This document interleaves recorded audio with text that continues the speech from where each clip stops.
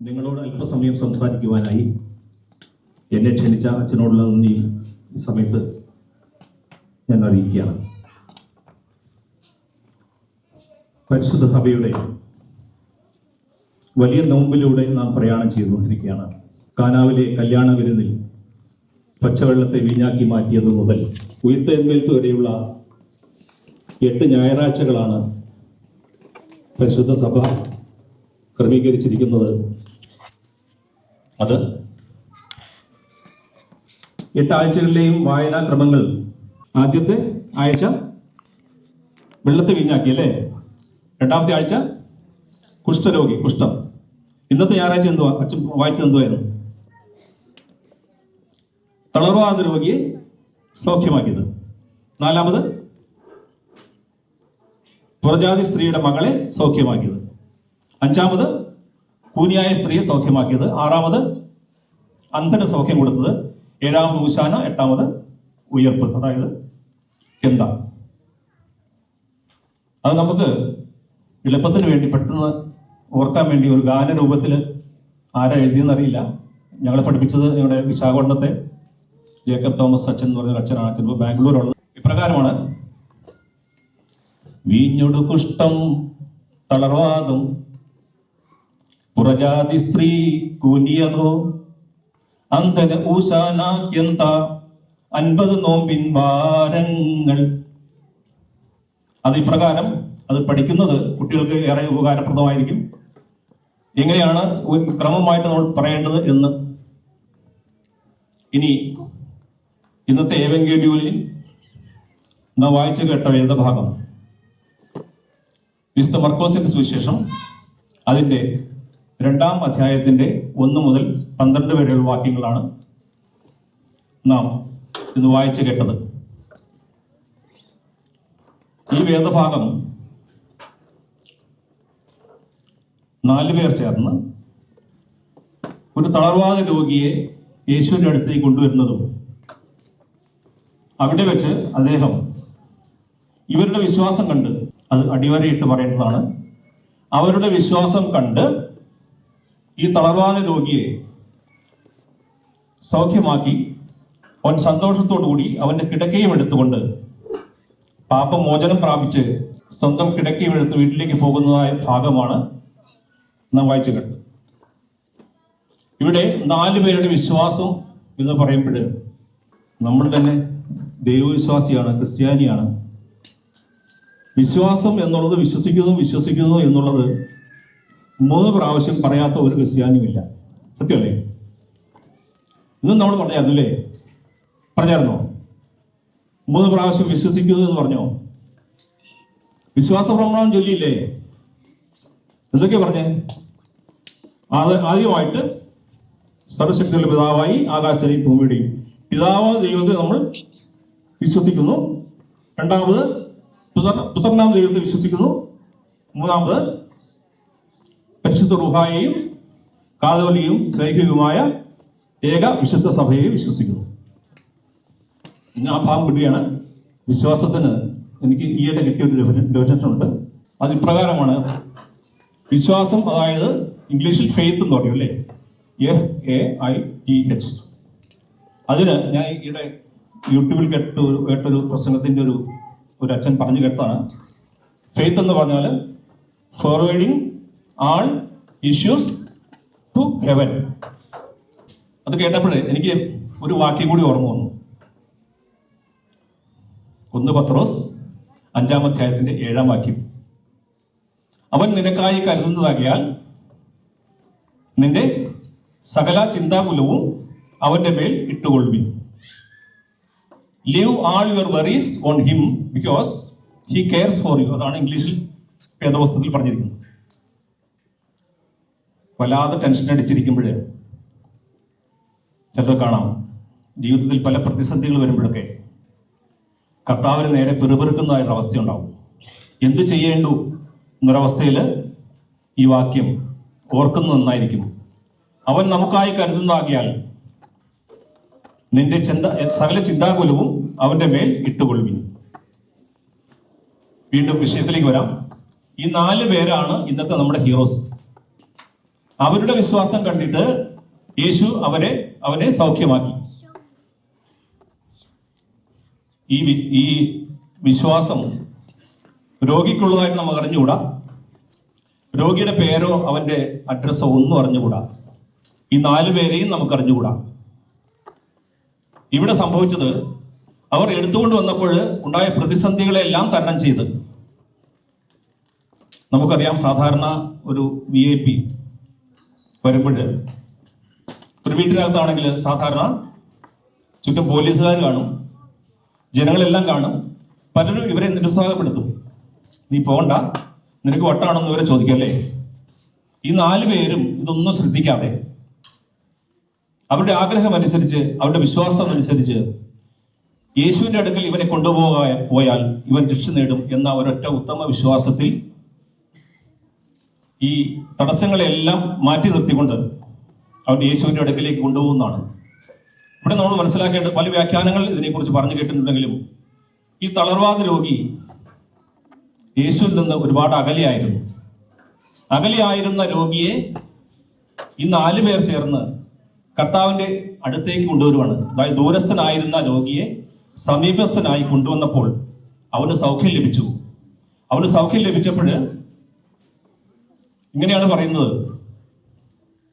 നീ നിന്റെ പാപങ്ങൾ ക്ഷമിച്ചിരിക്കുന്നു, കിടക്കയും എടുത്ത് നിന്റെ വീട്ടിലേക്ക് പോകുക. 38 വർഷമായി തളർവാദ രോഗിയായിരുന്നു എന്ന് നാം വായിച്ചിട്ടുണ്ട്. ഈ 38 വർഷമായി കിടക്കയിൽ മാത്രം ശരണം പ്രാപിച്ചുകൊണ്ടിരുന്ന ആ രോഗി അന്ന് മുതൽ സ്വതന്ത്രനായി. അവന്റെ പാപങ്ങൾ ക്ഷമിക്കപ്പെട്ടു, അവന്റെ രോഗം മാറി എന്നാണ് നാം കാണുന്നത്. അവൻ സ്വതന്ത്രനായി വീട്ടിലേക്ക് പോയി. അവന്റെ കിടക്കയും എടുത്തുകൊണ്ട്, നമ്മൾ ആലോചിച്ച് നോക്കി, ഇത്രയും വർഷങ്ങളായിട്ട് കിടക്കയിൽ കിടന്ന ഒരു മനുഷ്യൻ പെട്ടെന്ന് സുഖം പ്രാപിച്ചപ്പോൾ അങ്ങനെ അവനെ തുള്ളിച്ചാടി കിടക്കയും എടുത്തുകൊണ്ട് പോകുന്ന രംഗം നാം ആലോചിച്ച് നോക്കി. അതാണ് ഇവിടെ സംഭവിച്ചത്. ഇവിടെ നാം മനസ്സിലാക്കേണ്ട ഒരു കാര്യം, നമ്മുടെ ജീവിതത്തിന്റെ ചുറ്റുപാടുകളിൽ നാം നോക്കുമ്പോൾ, നമ്മൾ ആയിരിക്കുന്ന ഇടങ്ങളിൽ നമുക്ക് ലഭിച്ചിട്ടുള്ള എല്ലാം, നമ്മുടെ ആരോഗ്യം, നമ്മുടെ സമ്പത്ത്, നമ്മുടെ സ്ഥാനമാനങ്ങൾ എല്ലാം നമുക്ക് വേണ്ടിയുള്ളതല്ല. അതിന് വേറൊരു അവകാശി കൂടി ഉണ്ട് എന്ന് നമ്മൾ മറന്നു പോകരുത്. നമുക്ക് ലഭിച്ചിട്ടുള്ള താലന്തുകൾ മറ്റുള്ളവർക്ക് ഇഷ്ടത്തോടെ കൊടുക്കുമ്പോൾ ചിലപ്പോൾ അവർ ആഗ്രഹിച്ചിട്ടുണ്ടാവില്ല, അവർ ചോദിച്ചിട്ടുണ്ടാവില്ല. എങ്കിലും നമ്മൾ മനസ്സറിഞ്ഞ് അവരെ സഹായിക്കുമ്പോൾ അവർക്ക് ലഭിക്കുന്ന സന്തോഷത്തിൽ നമ്മുടെ ഉള്ളവും നിറയുകയാണ്. അതാണ് ഇവിടെയും സംഭവിച്ചത്. ഇവിടെ കൂടിയിരിക്കുന്ന എല്ലാവരും തന്നെ എനിക്ക് തോന്നുന്നു നഴ്സിംഗ് ജോലിയുമായി ബന്ധപ്പെട്ടുള്ള കൂടുതൽ ആളുകൾ, നമ്മളെല്ലാം തന്നെ ഈ വക സാഹചര്യങ്ങളിൽ കൂടി കടന്നു പോയിട്ടുണ്ടാവും. പ്രത്യേകിച്ച് കോവിഡ് കാലത്തെ അതിജീവിച്ചവരിവിടെ ഉണ്ട്. കോവിഡിനോട് മല്ലടിച്ച് സ്വയം ജീവിതം സമർപ്പിച്ചവരുണ്ട്. ഈ ലോകത്തിൽ നിന്ന് മാറ്റപ്പെട്ടവരുണ്ട്. അവരെല്ലാം അന്നേരം ആലോചിച്ചില്ല, അവരുടെ രക്ഷയ്ക്കല്ല, അവരുടെ മുമ്പുള്ള രോഗിയുടെ രക്ഷയാണ്. സ്വയം ജീവൻ പണയം വെച്ചാണ് അവരെല്ലാം ജോലി ചെയ്തിരുന്നത്. അവർക്ക് ലഭിച്ചിട്ടുള്ള പ്രതിഫലമെല്ലാം മറ്റുള്ളവർക്കും കൂടിയാണ്. അവർക്ക് കിട്ടിയ ആരോഗ്യം, അവർക്ക് ജോലി, അവരുടെ സമ്പാദ്യം മുഴുവനും മറ്റുള്ളവരും കൂടി കൊടുത്തുകൊണ്ട് അവർ ഇവിടെ മാതൃക കാണിക്കുകയാണ്. നമുക്കറിയാം, വെള്ളപ്പൊക്കത്തില് 2018 പത്തനംതിട്ട ജില്ല സൗത്ത് കേരള ആകെ വെള്ളത്തിൽ മുങ്ങിപ്പോയി. ഗവൺമെന്റും മറ്റ് രക്ഷാ സന്നാഹങ്ങളും സൈന്യവും എല്ലാം ഇടപെട്ടു, പോലീസുകാരുണ്ടായിരുന്നു. ഇതെല്ലാം നമ്മൾ പത്രമാധ്യമങ്ങളിലൂടെ ഇതിലെ TV-യിൽ കണ്ടതാണ്. എങ്കിലും അവിടെ സ്വന്തം മുതുക് കാണിച്ചുകൊണ്ട് മറ്റുള്ളവർക്ക് ചവിട്ടുപടിയാതെ ജീവിതത്തിലേക്ക് പലരെയും പിടിച്ചു കയറ്റിയ ഒരു ചെറുപ്പക്കാരൻ, ഒരു മുക്കുവനാണ്.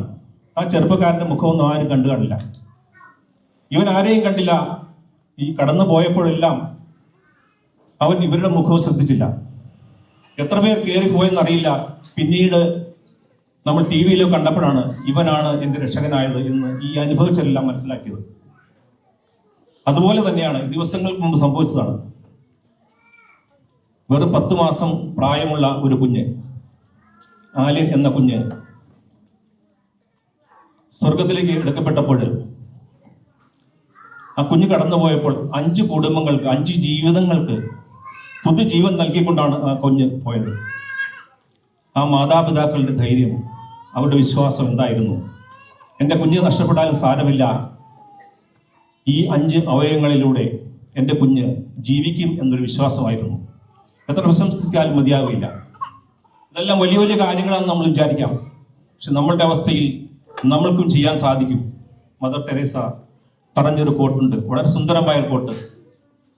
എല്ലാവർക്കും വലിയ കാര്യങ്ങൾ ചെയ്യാൻ സാധിക്കുകയില്ല, പക്ഷേ എല്ലാവർക്കും വലിയ സന്തോഷത്തോടെ ചെറിയ കാര്യങ്ങൾ ചെയ്യാൻ സാധിക്കും. ചെറിയ കാര്യങ്ങൾ നമ്മൾ ചെയ്താൽ ദൈവം മുമ്പാകെ അത് അനുഗ്രഹിക്കപ്പെടും, മറ്റുള്ളവർക്ക് ഉപകാരപ്രദമായിരിക്കും. ഒരു ജലാശയത്തിൽ, ശാന്തമായ ഒരു ജലാശയത്തിൽ ഒരു ചെറിയ കല്ല് പതിക്കുമ്പോൾ ആ ജലാശയം മുഴുവൻ ചലിക്കുന്നത് പോലെ നാം ചെയ്യുന്ന ഓരോ ചെറിയ പ്രവൃത്തിയും സമൂഹത്തിൽ ചലനങ്ങൾ ഉണ്ടാക്കും എന്ന് പറയുവാൻ മാത്രമാണ് ഞാനിത് പറഞ്ഞത്. വീണ്ടും ഫാദർ ഡേവിസ് ചെറുവേൽ എന്നൊരു അച്ഛനെ കുറിച്ച് നമ്മൾ കേട്ടിട്ടുണ്ട്. കത്തോലിക് സഭയിലെ തൃശ്ശൂർക്കാരനാണ്. അദ്ദേഹം പറയുന്നത് ഞാനിവിടെ ഓർക്കുകയാണ്. അദ്ദേഹം പറയുന്നത്, സ്വന്തം കിഡ്നി ദാനം ചെയ്ത് മറ്റുള്ളവരോട് കിഡ്നി ദാനം ചെയ്ത് സഹായിക്കാൻ പ്രേരിപ്പിച്ചുകൊണ്ട് കിഡ്നി ഫൗണ്ടേഷൻ ചെയർമാനായി പ്രവർത്തിക്കുന്ന അദ്ദേഹം പറഞ്ഞെന്താണ്? ഉള്ളവൻ 2 ഉള്ളവൻ 1 കൊടുക്കട്ട. തൃശ്ശൂർ ഭാഷയിൽ പറയാം, എനിക്ക് 2 ഇട്ടാ, ഞാൻ 1 കൊടുത്തു,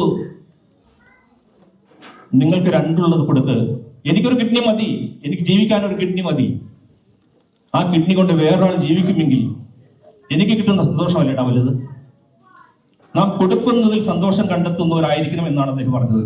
കൊടുക്കുന്നത് കൊണ്ട് സന്തോഷം കിട്ടുന്ന ഒരു കാര്യം ഞാൻ പറയാം. സാധാരണ നമ്മൾ പണം കടം കൊടുക്കുകയും വാങ്ങുകയും ചെയ്യാറുണ്ട്. ഒരാളെ എന്നോട് ഒരു 1000 രൂപ ചോദിച്ചാൽ ഞാൻ പെട്ടെന്ന് എടുത്തു കൊടുക്കും. ഞാൻ ആലോചിക്കും, അല്ലേ, ഇയാളുടെ ബാക്ക്ഗ്രൗണ്ട് ആലോചിക്കും. ഈ 1000 കൊടുത്താൽ ഇയാൾ തിരിച്ചു തരുമോ എന്നൊന്ന് ആലോചിക്കും. വേണമെങ്കിൽ അകത്ത് പോയി ഭാര്യയോടൊന്ന് ചോദിക്കും, ഇയാൾ എന്നോട് 1000 രൂപ ചോദിക്കുന്നുണ്ട്, കൊടുക്കട്ടെ എന്ന് ചോദിക്കും. മിക്കവാറും അവർ പറയും, നോക്കി ഇങ്ങോട്ട് കൊടുത്താൽ മതി, ചിലപ്പോൾ പണവും പോകും, ലോഹ്യവും പോകും. വാങ്ങുന്നവർക്ക് തൽക്കാലം സന്തോഷമായിരിക്കും. പിറ്റേ ദിവസം പോലെ ഒരു 10 ദിവസത്തെ അവധിക്കാണ് ഞാൻ വാങ്ങിയത്, അത് കൊടുത്തില്ലെങ്കിൽ പ്രശ്നമാവുമല്ലോ എന്ന് വിചാരിക്കും. കൊടുക്കുന്നവൻ എന്താ ചിന്ത, ഇത് കിട്ടിയില്ലെങ്കിലോ എന്നുള്ള 2 പേർക്കും സമാധാനം ഉണ്ടാവും, 2 പേർക്കും ദുഃഖമാണ് അവിടെ. കുറച്ച് ദിവസം കഴിഞ്ഞ് പൈസ തിരിച്ചു കിട്ടാതിരിക്കുമ്പോൾ വാങ്ങിച്ച ആള് വഴി മാറിപ്പോവും. അതോടെ പണവും പോവും, സ്നേഹബന്ധവും അവിടെ അവസാനിക്കും. അതാണ് അവസ്ഥ. പക്ഷേ നമ്മുടെ ചുറ്റുപാടുമുള്ള,